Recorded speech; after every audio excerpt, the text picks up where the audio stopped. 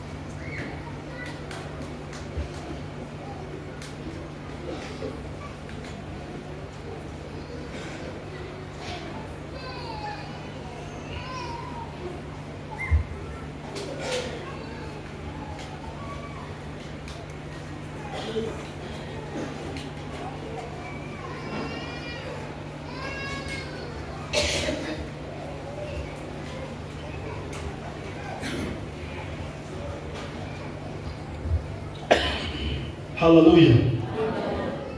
Bwana asifiwe sana tena sana. Hebu sema tena, kung'oa kila pando lisilopandwa na Baba.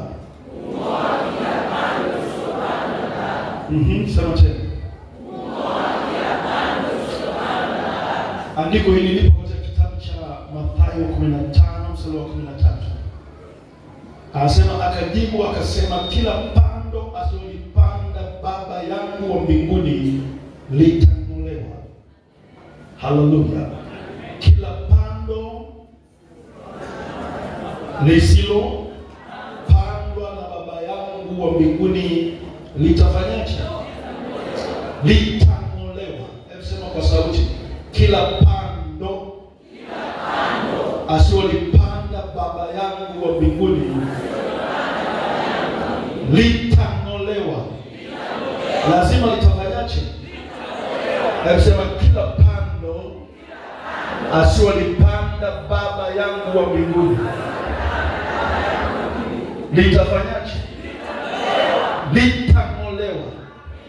Sema, kila pando lililopandwa kwenye maisha yangu ambalo Baba hajalipanda na ling'oa leo katika jina la Yesu. Amini kwamba kila pando ambalo Baba hajalipanda litafanyaje? Litang'olewa. Sema katika jina la Yesu. Sema, lazima kila pando asilolipanda Baba wa mbinguni ling'olewe.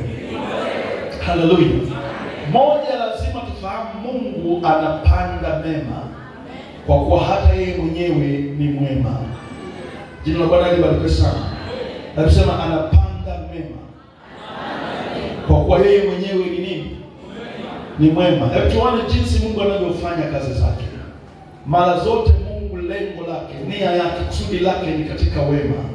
Sema amen. Ukianza kusoma kwenye kitabu cha Mwanzo kabisa, katika uumbaji wake, sikiliza pale. Mwanzo 1 mstari wa kwanza mpaka wa 3. Hapo mwanzo Mungu aliziumba mbingu na nchi, na nchi ilikuwa ukiwa tena utupu, na giza lilikuwa juu ya uso wa vilindi vya maji. Roho ya Mungu ikatulia juu ya uso wa maji. Mungu akasema iwe nuru, ikawa nuru.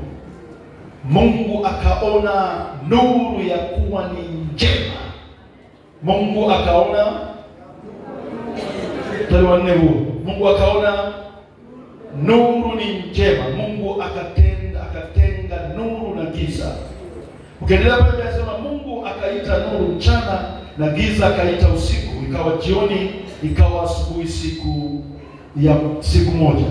Mstari wa 6. Mungu akasema na liwe anga katikati ya maji, ikayatenge maji na maji. Mungu akalifanya anga, akayatenga yale maji yaliyo juu ya anga na yale maji yaliyo chini ya anga ikawa hivyo. Mungu akaliita lile anga mbingu. Ikawa jioni, ikawa asubuhi siku ya pili. Mungu akasema maji yaliyo chini ya mbingu na yakusanyike mahali pamoja ili pakavu paonekane. Ikawa hivyo. Mungu akapaita pale pakavu nchi, na makusanyiko ya maji akayaita bahari. Mungu akaona ya kuwa ni vyema.